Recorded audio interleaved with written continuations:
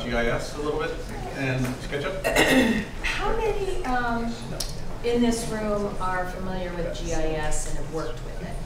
Oh, everybody. Well, Okay, good. okay, it's up.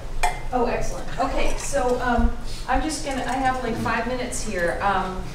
First, I want to say that I completely am on board with what Bill is trying to do, and I pledge to help you because I have been really frustrated with going to the Google warehouse in SketchUp and just typing in something like pedestrian street, and you just get a lot of crap from China. Carl, it's her fault. So it would be really great to have all this up and running. But I'll just, I teach a course that's now on Planetizen, putting in a little plug for Planetizen courses, and it's called Urban Design for Planners.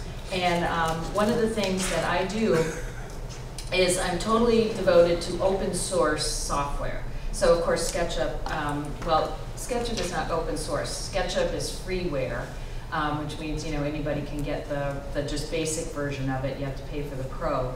But for things like GIS, if I was going to do a course to put out there for the world to see, even on Planetizen, I think you have to pay like $100 to access all their courses. And this is, my course is like hours and hours of stuff of going, screenshots of, actually working through screen captures of all the different steps. But if I was to do that without using an open source GIS, it would be impossible because you'd have to pay Esri, to do the ArcGIS side of it, pay them a lot of fees to be able to do that. And they keep very tight control on tutorials of GIS in the Esri system universe. So anyway, I'd like to put in a plug for QGIS. How many of you have ever used that? Okay, a couple of you. It's really coming along. It's an amazing group of people. They get together, have conferences, and they're just devoted to having GIS be totally free and open source. And open source means that you can actually play with the code if you're so inclined. And so there's a lot of people out there making plugins, trying to work out all the bugs and doing all kinds of cool things. But it's really, really come along. So. And the other cool thing that's been happening, you probably know, is the open source nature of the data that goes into GIS. And so GIS, of course, as you all know, is about analysis, is about how do we look at the world analytically. And I use it in connection with SketchUp as a first analytical thought process. For example, where would be a good location to put in a small infill building that I'm going to pull from the SketchUp warehouse and put on my lot. So I want to put in data that satisfy a number of conditions. This is a basic kind of planning thing that you're all familiar with. But the cool thing that's happening too is this open data movement, and many cities now have all their data out there, and you can download the most amazing things. City of Chicago is really into this. They have, so these are all the shape files that, just a smattering of them that you can grab, and they're current, and it's just amazing how far this has come.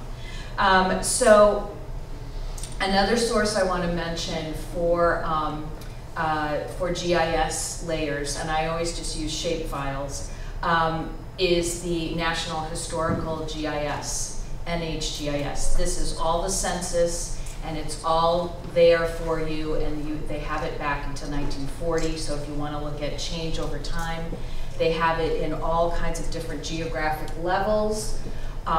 So, down to the census block, which is literally a block, so that's really nice and detailed, and free download. So I find this site way easier to deal with than the census.gov site, which is a total nightmare. I don't know who's designing their website, but do you agree with me? It's just like a nightmare.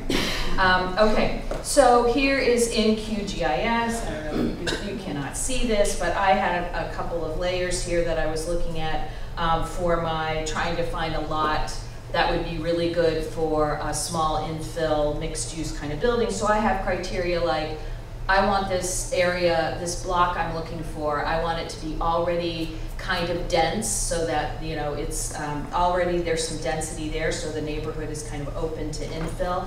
I want it to be a location that is currently not walkable and doesn't have a high walk score, so I've got that data as a layer. I want it to have mixed-use zoning, I've got that data. I want it to be a socially diverse place, that's my census data.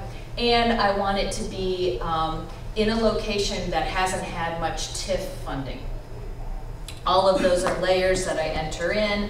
I go through an overlay process. You guys all know about GIS and how to do that. This is actually taking all my layers and converting them to centroids so that I can kind of visualize where these layers are coming together in terms of a denser dot location. So anyway, I zoom in on all this stuff and I go through this analytical process, honing in on some buildings or some particular areas. Then I can, in QGIS, just pull up a Bing map. Let's say these red outlines, I don't know if you can see them, those are some of my areas that are looking good to satisfy all my criteria. I'm going fast here. And then the next thing I do, once I have it, I mean, I could explore this more using those Bing aerial maps that you can bring in. OpenStreetMaps is the plug-in to get for that. What I do is I take, in this case, these are some census blocks, or it could be a zoning district, it could be, you know, any kind of area that you draw. You could create your own layer.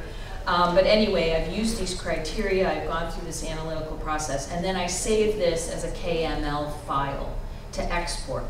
And then the next thing I do is I pull, now I'm in Google Earth, I pull up those blocks. You can't see this at all, but I've got my areas, my census blocks that I identified, I've got them in Google Earth.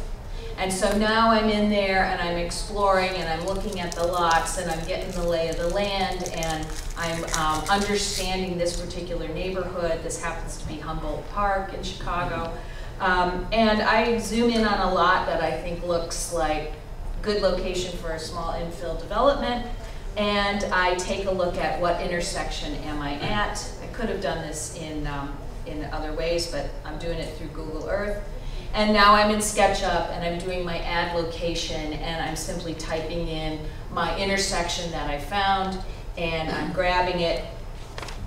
Now I'm in SketchUp, now I'm zooming around on my lot.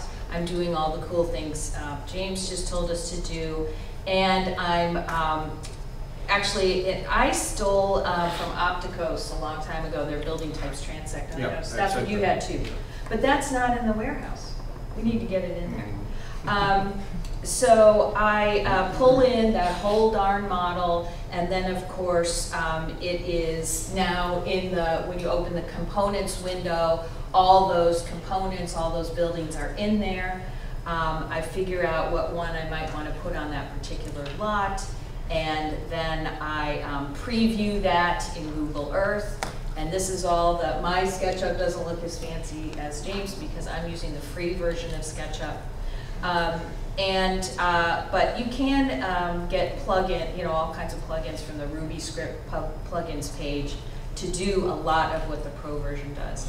And so now I'm at a point where I'm, you know, actually experimenting with an infill building, and then finally I am previewing that back into Google Earth. And then at this point, you can take, you know, screenshots of it in Google Earth, that building that you then uploaded to Google Earth, but it's not there for the whole world to see because the Google gods have to approve it, right? It goes through some sort of approval process. It is there for you to share with others and clients and students in my case. So that's basically it. That's one of the processes I go through, communicating between SketchUp and GIS and Google Earth, and just really powerful way to bring analysis, two-dimensional analysis, and three-dimensional visualization together into one space.